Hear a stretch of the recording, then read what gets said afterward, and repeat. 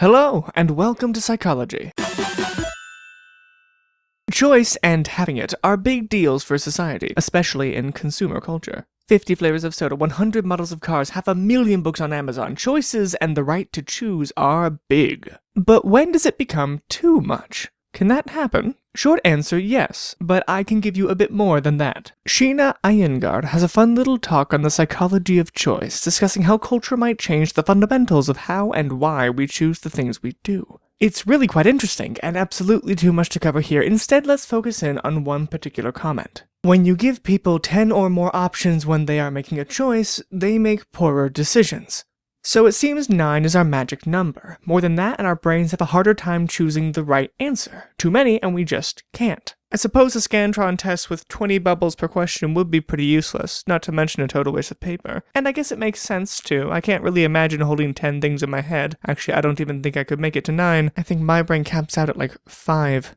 What are you watching? Oh yes, a video game. We like to talk about those here. This is Dark Souls, the first one, known far and wide for its top-notch level design and love of murdering you a whole lot. The third one's about to come out, and it's just about all most of us can talk about, really. But tell me, you've seen my avatar murder this strangely dead man half a dozen times now. What was the right answer? Your brain caps at 9, and we haven't passed that yet, so feel free to watch again, but the joke is, there is no right answer. You'll have preferences, no doubt. I'm quite partial to the dragon's fire. But there isn't a best choice. Aside from a particularly bad go at it, it's no trouble to take them out. The game has dozens and dozens of weapons. Fighting and choosing how you want to fight is a constantly evolving part of the game. I could show you an hour of footage just whacking away at these guys with the new things I find to hit people with. I've almost always got more than 9 choices, and that number only goes up. Dark Souls has 119 weapons, and most of those can be leveled up and strengthened with different rocks to become one of 11 different versions of the same weapon. It's such a big choice, you can easily spend the entire game mulling over what to fight with. And that's just one choice. Games do this all the time, giving us, the players, an impossible problem to choose.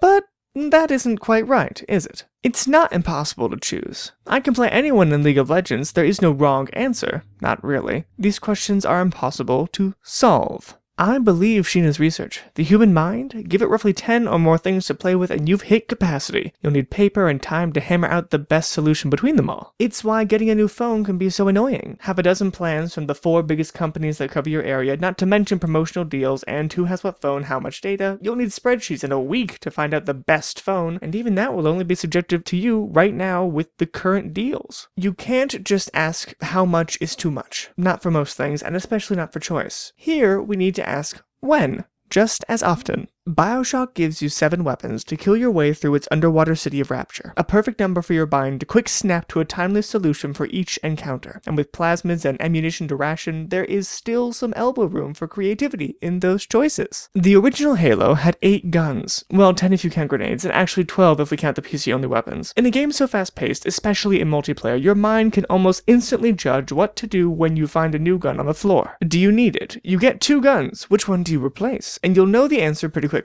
Compare that to a new character build in Guild Wars 2, a set of choices that can take hours, and it's clear. How we interact with choice in the world is a little up in the air, but how we interact with choice in games is very intentional. Sometimes the fun of a choice in life or a game is having too many possibilities, not being able to work out the best solution, like moves in chess. And other times, for big important things, it can be daunting to have too much to work through, and your mind can never really click into the safety of knowing that you've made the best possible outcome. Our choices are deliberate, and they should be. And at least in games, we get to choose when and why. But the next time you find yourself stuck on a problem or a choice, think to yourself for a moment, is it just too much?